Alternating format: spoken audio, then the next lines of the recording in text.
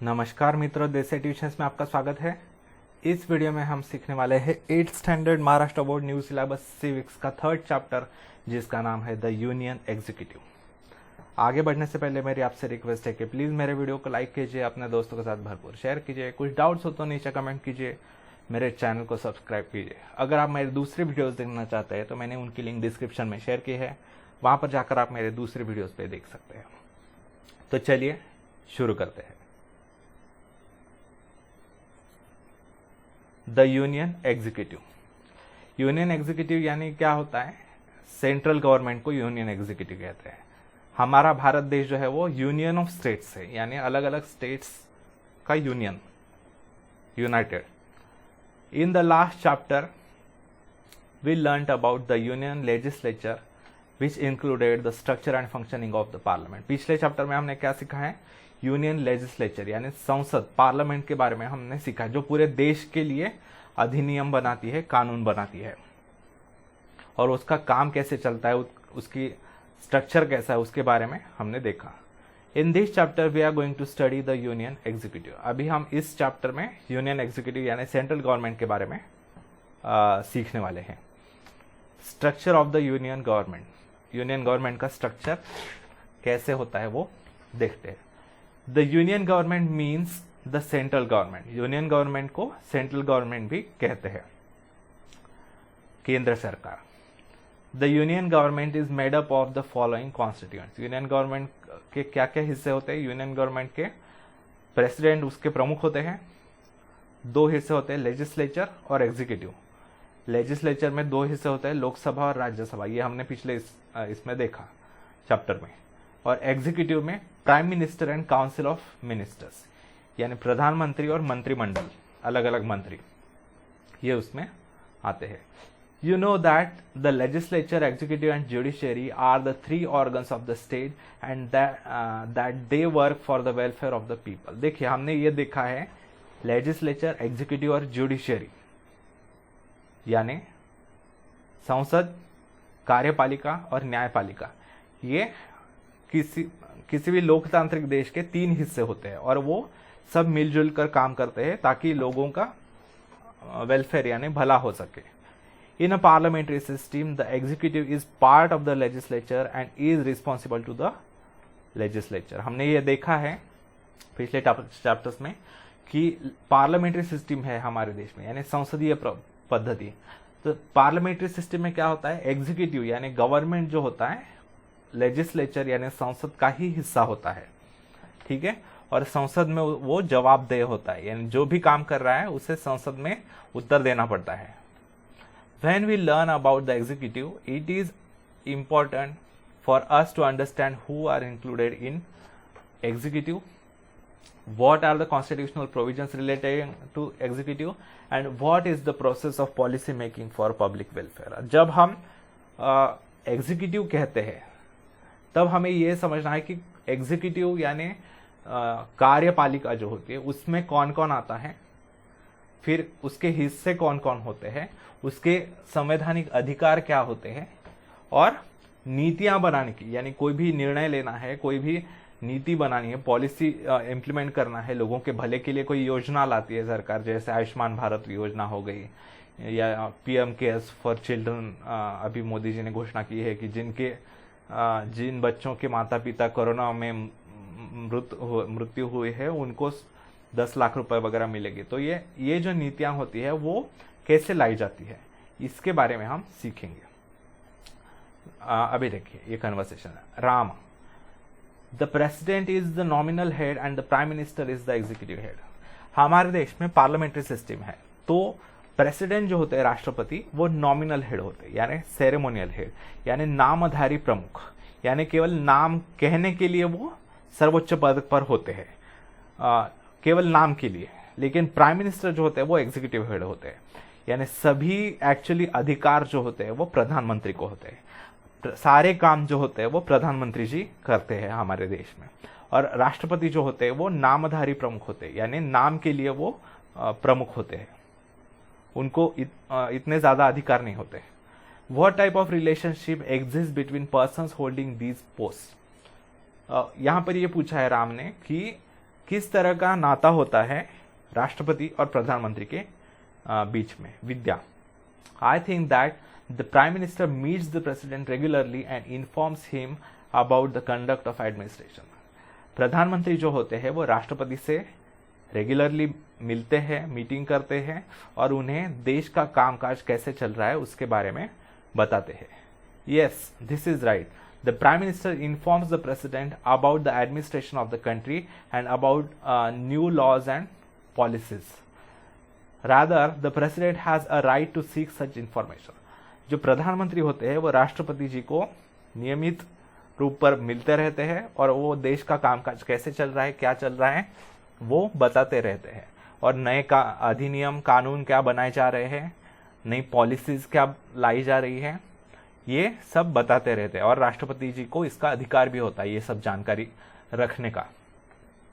India's union executive comprises of the president, prime minister and the council of minister. Bharat की जो संघीय कार्यपालिका कहते हैं उसे, यूनियन यानी संघीय, यूनियन यूनाइटेड, एग्जीक्यूटिव यानी कार्यपालिका, यानी जो एक्चुअल काम करते हैं, देश जो चलाते हैं उसे कहते हैं executive.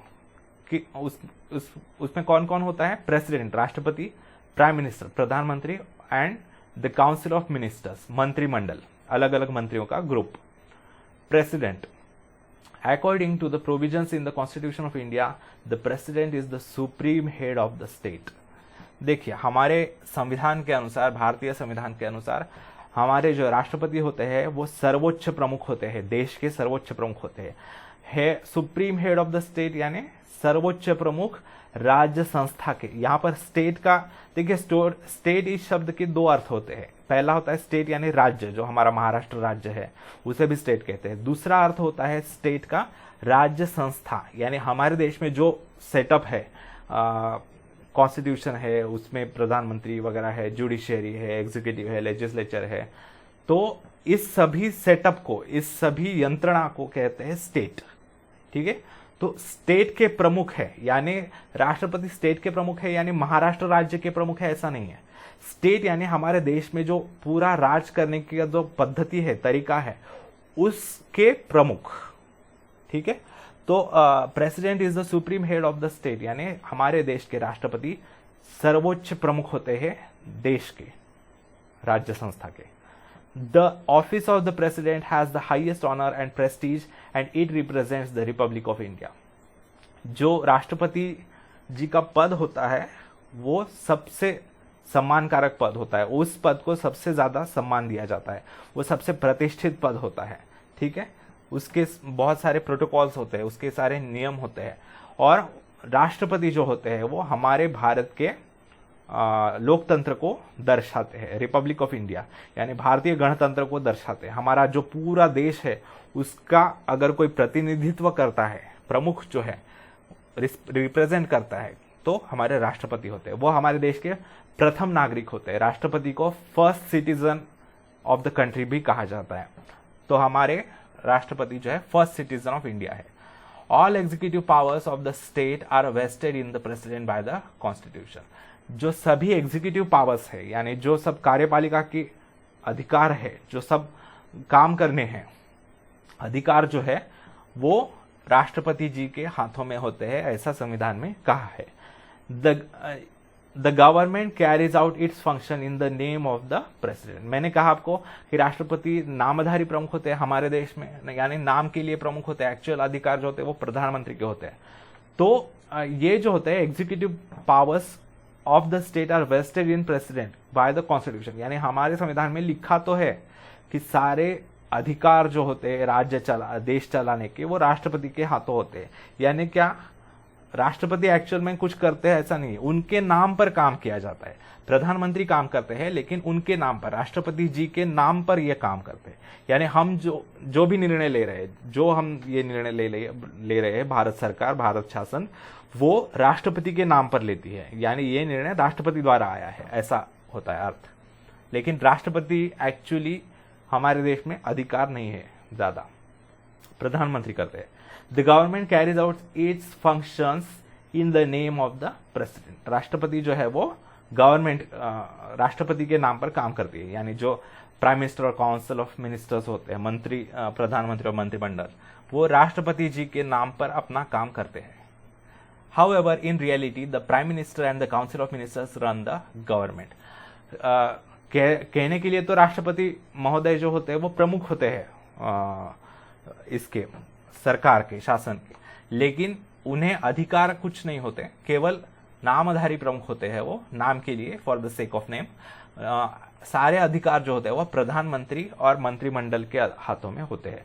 Therefore, the president is the nominal and constitutional head, whereas the prime minister is the executive head. तो उसके कारण राष्ट्रपति जो होते हैं वो नामधारी प्रमुख होते हैं, नाम के लिए प्रमुख होते हैं, कहने के लिए, और संवैधानिक प्रमुख भी होते हैं देश के, लेकिन सारे शक्तियां, सारे अधिकार जो होते हैं वो प्रधानमंत्री के हाथों में होते हैं, सारे एग्जीक्यूटिव अधिकार।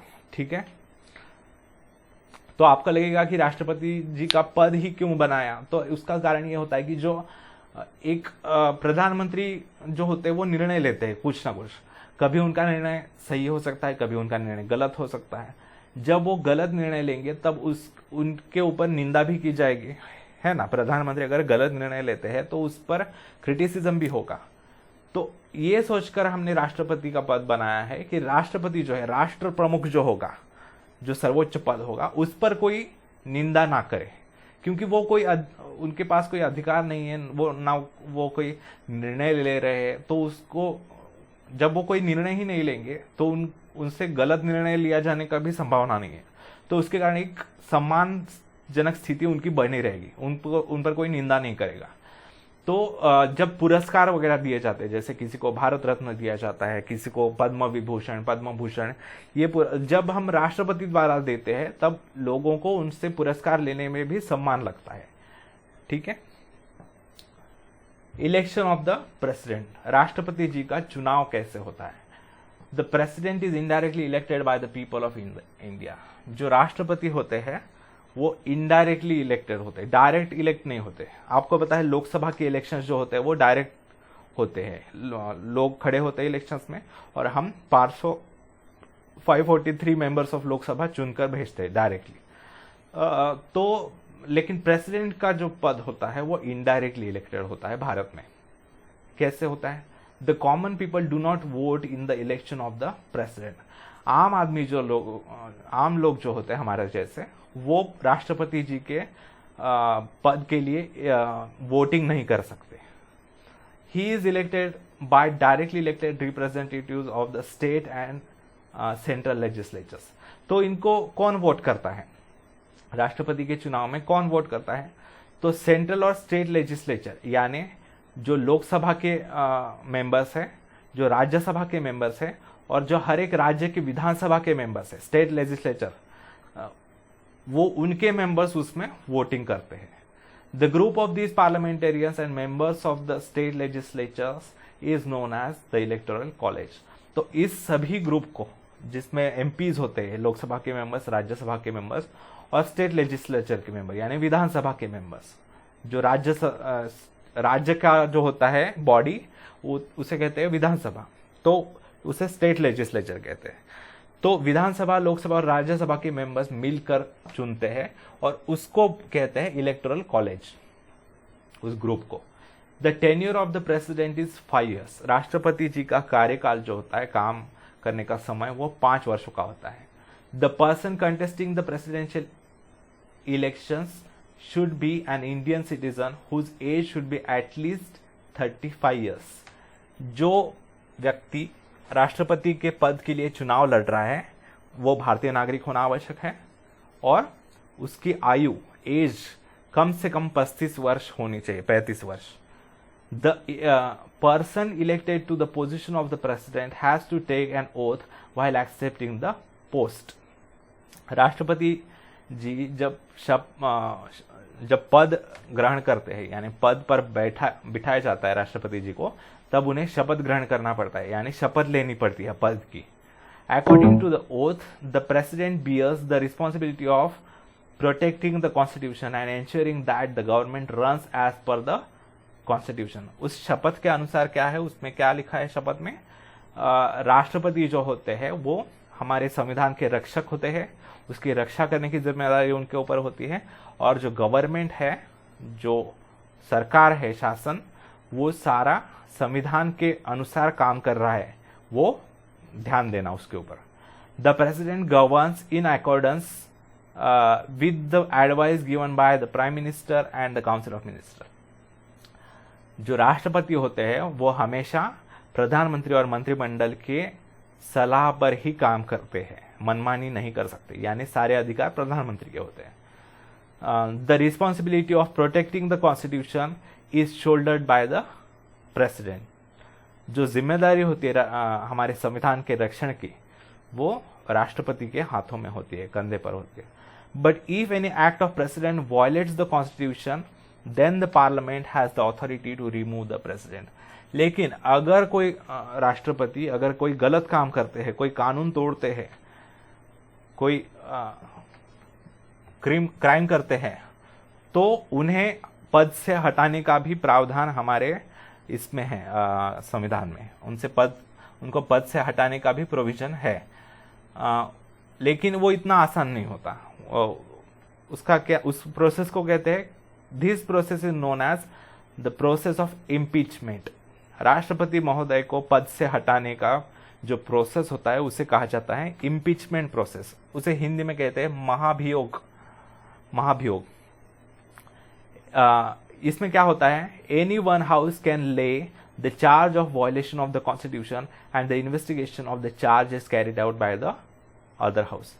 किसी भी हाउस में, पार्लियामेंट के, यानी या तो लोकसभा में या फिर राज्यसभा में, जो उन पर आरोप है राष्ट्रपति के ऊपर कि इन्होंने ये गलत काम किया है, तो वो पहले रखा जाता है, बताया जाता है, या तो लोकसभा में या फिर राज्यसभा में।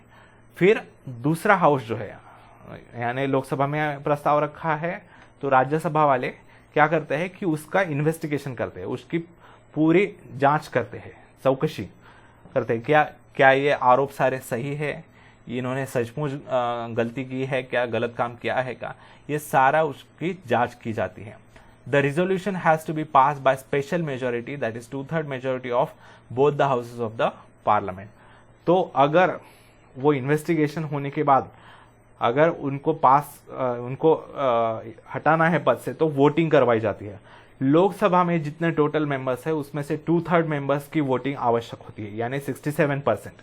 और राज्यसभा के भी 67% जो मेंबर्स है उनका जब हाँ कहेंगे तभी वो दोनों हाउसेस में से पास ऐसा माना जाता है, स्पेशल मेजोरिटी कहते हैं उसे, और राष्ट्रपति को अपने पद से हटाया जाता है और दूसरे राष्ट्रपति लाए जाते हैं। Powers and functions of the president. हमारे देश में भारतीय राष्ट्रपति के क्या अधिकार है और क्या कार्य है, काम है।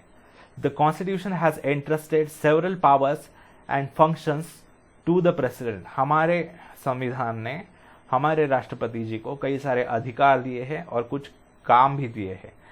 क्या है, अ फ्यू फंक्शंस आर, लेकिन ये सारे प्रेसिडेंट जो है तभी कर सकते हैं, राष्ट्रपति तभी कर सकते हैं जब प्राइम मिनिस्टर और काउंसिल ऑफ मिनिस्टर्स की हाँ हो, यानी प्राइम मिनिस्टर की बात सुनने के बाद ही राष्ट्रपति ये कर सकते हैं। यानी असल पावर किसके हाथ में है, प्रधानमंत्री के हाथ में। तो a few functions are enumerated as, लेकिन उनके नाम में किया जाता है। सारा काम जो है हमारे देश में राष्ट्रपति जी के नाम पर किया जाता है, तो इसलिए ऐसा कहा गया है कि ये उनके अधिकार है, उनके पावर्स है। First, the president summons the meeting of parliament, prorogue the sessions of parliament, sends messages to both houses, dissolves the parliament after a tenure is over और even before the tenure gets over. राष्ट्रपति क्या कर सकते हैं, meeting बुला सकते हैं parliament की, संसद की, लोकसभा और राज्यसभा की जो सेशन होता है, अधिवेशन जो होता है, जो हमारे देश में 3 बार होता है वर्ष में। अगर कोई इमरजेंसी काम है तो बीच में कहीं पर भी बुलाया जा सकता है। तो ये पार्लियामेंट को बुलाने का अधिकार किसे होता है, प्रेसिडेंट को, लेकिन जब प्राइम मिनिस्टर कहेंगे तब। या फिर prorogue the session of parliament, जो प्रेसिडेंट अभी सेशन चल रहा है, समझ लीजिए अभी मीटिंग चल रही पार्लियामेंट की, तो उसको रोकने का अधिकार भी राष्ट्रपति जी को होता है। कब, जब प्रधानमंत्री कहेंगे तब।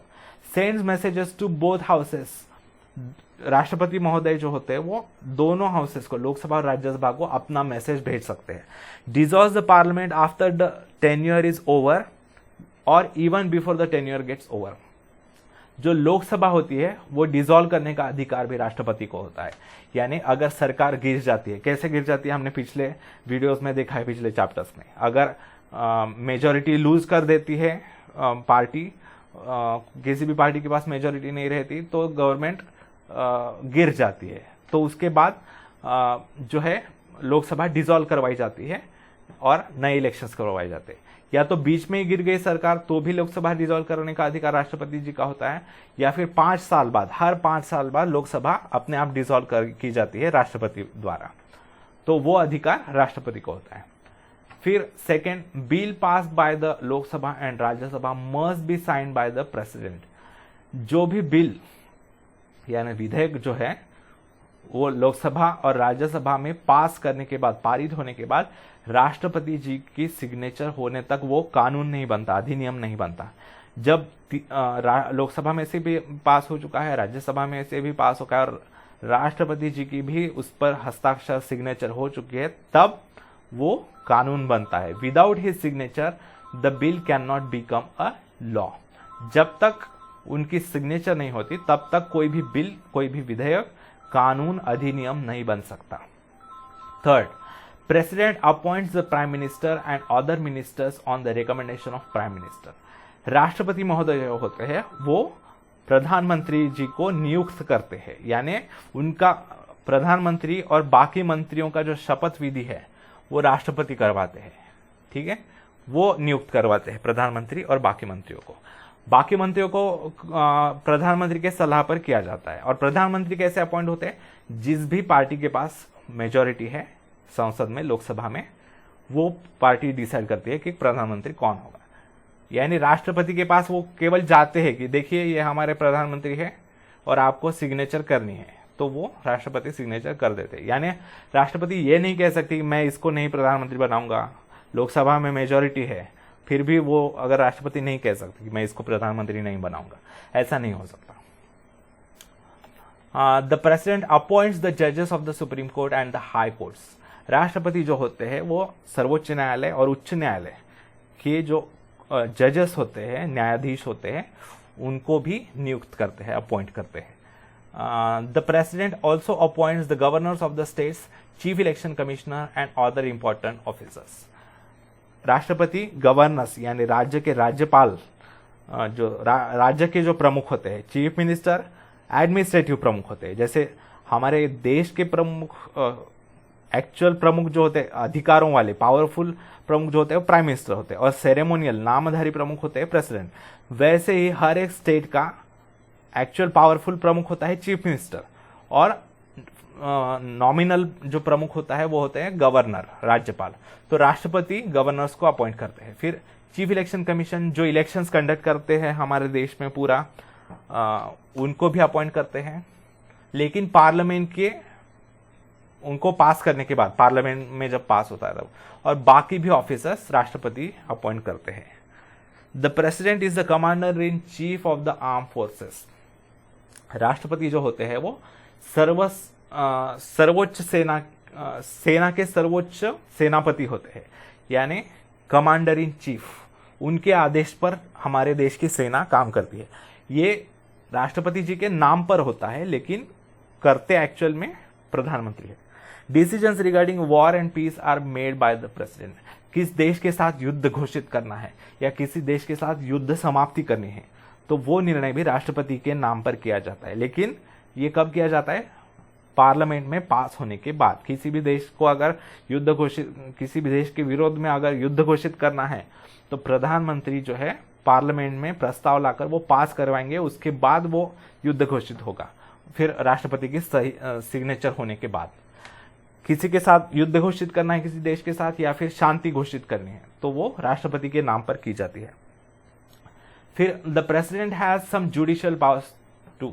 न्यायाधिकार भी होते हैं। जुडिशियल पावर्स यानी न्याय से रिलेटेड, जस्टिस से रिलेटेड भी कुछ अधिकार राष्ट्रपति महोदय को होते हैं। For instance, the president has the power to reduce the punishment, grant a respite और commute a sentence of a person और in special circumstances grant pardons और रिप्राइज ऑन ह्यूमैनिटेरियन ग्राउंड्स। राष्ट्रपति जी को क्या अधिकार होते हैं? किसी व्यक्ति को जिसने कोर्ट में, हाई कोर्ट में या सुप्रीम कोर्ट ने भी सजा दी है, तो उसकी सजा कम करने का अधिकार या उसकी सजा पूरी तरीके से माफ करने का अधिकार भी राष्ट्रपति जी को होता है। अगर किसी को मृत्यु दंड हुआ है तो उसे लाइफ टाइम जेल की सजा या फिर पूरी माफी, या किसी को लाइफ टाइम की सजा हुई तो वो 14 साल की, ऐसा कुछ कम ज्यादा भी राष्ट्रपति कर सकते हैं ह्यूमैनिटेरियन ग्राउंड पे। अगर उस व्यक्ति का मानवता से कुछ लेना देना है और वो आधार पर, अगर कोई बीमार है, उसको बहुत गंभीर बीमारी हुई है किसी क्रिमिनल को, तो उसके आधार पर उसको ये किया जाता है माफी। फिर president has the power to declare emergency in case of a crisis situation arising in the country. राष्ट्रपति जी को आपातकाल, इमरजेंसी घोषित करने का भी अधिकार होता है देश में। इमरजेंसी 3 तरह के होते हैं। There are 3 kinds of emergencies mention in the constitution. 3 तरह के इमरजेंसीज होते हैं, 3 तरह के आपातकाल कहते हैं उसे, होते हैं। पहला है नेशनल इमरजेंसी, राष्ट्रीय आपातकाल। यानी क्या होता है? अगर समझ लीजिए कोई दूसरा देश हमारे देश पर आक्रमण कर देता है, ठीक है, युद्ध घोषित कर देता है और हमारा युद्ध चालू है, या फिर हमारे देश के अंदर ही किसी हिस्से में वो कोई लोग जो है वो विद्रोह कर देते हैं, सशस्त्र विद्रोह, यानी वेपन्स लेकर हमारे देश के सरकार के खिलाफ लड़ रहे हैं, तो उस केस में नेशनल इमरजेंसी घोषित की जाती है। नेशनल इमरजेंसी यानी राष्ट्रीय आपातकाल घोषित किया जाता है। जब राष्ट्रीय आपातकाल घोषित होता है तब हमारे राष्ट्रपति के नाम पर प्रधानमंत्री के हाथों में पूरी पावर्स आ जाती है। जो स्टेट गवर्नमेंट्स है वो यानी उनके अधिकार खत्म हो जाते हैं, स्टेट गवर्नमेंट्स के, राज्य सरकारों के, यानी चीफ मिनिस्टर्स के अधिकार सारे खत्म हो जाते हैं। प्राइम मिनिस्टर को सारे अधिकार मिल जाते हैं और प्राइम मिनिस्टर जो होते हैं वो राष्ट्रपति के नाम पर पूरा देश चलाते हैं। फिर जो भी निर्णय लेना है, किसी देश पर आक्रमण करना है, जो भी करना है, बचाना है, फिर ये सब किया जाता है। फिर दूसरी होती है स्टेट इमरजेंसी।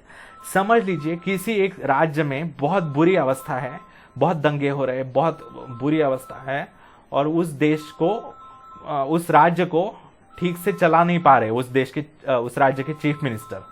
या फिर दूसरी स्थिति है उस राज्य में कोई गवर्नमेंट नहीं बना पा रहा, यानी मेजॉरिटी किसी पार्टी को मिली नहीं और मेजॉरिटी ना मिलने के कारण, क्लियर मेजॉरिटी ना मिलने के कारण कोई स्टेबल गवर्नमेंट नहीं बन रही, बार बार गवर्नमेंट गिर रही है, बन रही है, गिर रही है, बन रही है, तो उसके कारण भी स्टेट इमरजेंसी लगाई जा सकती है टेम्पररी पीरियड के लिए।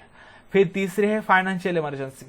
फाइनेंशियल इमरजेंसी यानी आर्थिक आपातकाल। यानी समझ लीजिए हमारे देश में बहुत जो सरकारी खजाना है, जिसे कहते हैं गवर्नमेंट के पास बिल्कुल पैसे नहीं है, तो अगर गवर्नमेंट का पैसा खत्म हो जाता है, यानी खत्म होने को आया है, बहुत कम बच चुका है, तो गवर्नमेंट फाइनेंशियल इमरजेंसी घोषित कर सकती है। उसके दौरान क्या किया जा सकता है? जो भी गवर्नमेंट ऑफिसर्स है, जैसे इंक्लूडिंग जजेस of the supreme court also, जजेस हो गए या फिर जो भी सारे लोग हैं, चीफ मिनिस्टर हो गए, गवर्नमेंट ऑफिसर्स हो गए, ब्यूरोक्रेट्स वगैरह, तो उन सभी की सैलरी कम की जा सकती है, उनकी सैलरी कटौती की जा सकती है, जो फाइनेंशियल इमरजेंसी होती है। In the absence of the president his functions are carried out by the vice president. जब राष्ट्रपति महोदय जब अनुपस्थित होते, जब प्रेजेंट नहीं होते, समझ लीजिए उनका कोई सर्जरी हो रही है, उनकी तबीयत ठीक नहीं है, तो उस समय वो अगर हॉस्पिटल में एडमिट वगैरह है, तो उस समय उपराष्ट्रपति, वाइस प्रेसिडेंट उनका काम देखते हैं। The vice president is elected by members of both the houses. Vice president जो होते हैं, उपराष्ट्रपति, वो लोकसभा और राज्यसभा के मेंबर्स द्वारा चुने जाते हैं। Do it, find out the text of the oath taken by the president, understand it's meaning with the help of your teachers. राष्ट्रपति महोदय जो शपथ ग्रहण करते हैं, उनको शपथ जब दी जाती है तो वो कैसी होती है, उसके शब्द क्या होते हैं, वो पता करने के लिए कहा गया है। देखिए मैं दिखाता हूं आपको। देखिए राष्ट्रपति जो शपथ लेते हैं वो हमारे सर्वोच्च न्यायालय के उच्च न्यायाधीश द्वारा, सर न्यायाधीश द्वारा दिलवाई जाती है शपथ राष्ट्रपति जी को। तो कैसी होती है वो शपथ? देखिए ऐसी। Oath of president of India, oath उसे कहते हैं, शपथ। राष्ट्रपति जब शपथ लेते हैं तो वो क्या लेते हैं, तो ये होती है आई डैश डैश, जो राष्ट्रपति बन रहे हैं उनका नाम उन्हें लेना है, और do swear in the name of God और solemnly affirm that I will faithfully execute the office of President or discharge the functions of the President of the Republic of India and will do the best of my ability to preserve, protect and defend the Constitution and the law, and that I will devote myself to the service and well-being of the people of the Republic of India। यानी राष्ट्रपति जब पद ग्रहण करते हैं उनको शपथ दिलवाई जाती है कि जो भी ले रहा है शपथ वो कहते हैं मैं, और उसके बाद नाम लेते हैं, जैसे रामनाथ कोविंद है हमारे अभी के राष्ट्रपति, तो वो कहते हैं कि ईश्वर के नाम पर या फिर विधिवत, सोलेमली यानी विधिवत ये करता हूं कि मैं पूरा अपनी निष्ठा के साथ राष्ट्रपति पद का काम करूंगा, और जो है भारत का जो संविधान है, भारतीय गणतंत्र का जो संविधान है, उसे उसकी रक्षा करने का पूरा प्रयास करूंगा। देखिए हिंदी में ये है मैं, और नाम लेना है, जो राष्ट्रपति की शपथ ले रहा है वो श्रद्धापूर्वक भारत के राष्ट्रपति के पद का कार्यपालन करूंगा तथा अपनी पूरी योग्यता से संविधान और विधि का परिरक्षण, संरक्षण और प्रतिरक्षण करूंगा, और मैं भारत की जनता की सेवा और कल्याण में निरत रहूंगा। ये हिंदी में है शब्द। कोई राष्ट्रपति चाहे तो इंग्लिश में ले सकते हैं या फिर हिंदी में ले सकते हैं, दोनों भाषाओं में, दो में से कोई भी एक भाषा में ले सकते हैं। हमारे अभी के जो राष्ट्रपति है रामनाथ कोविंद जी, उनका शपथ ग्रहण समारोह मैंने YouTube में उसकी लिंक दी है डिस्क्रिप्शन में, वहां पर जाकर आप देख सकते हैं। ठीक है, बहुत सुंदर सेरेमनी होती है, ये संसद में करवाई जाती है।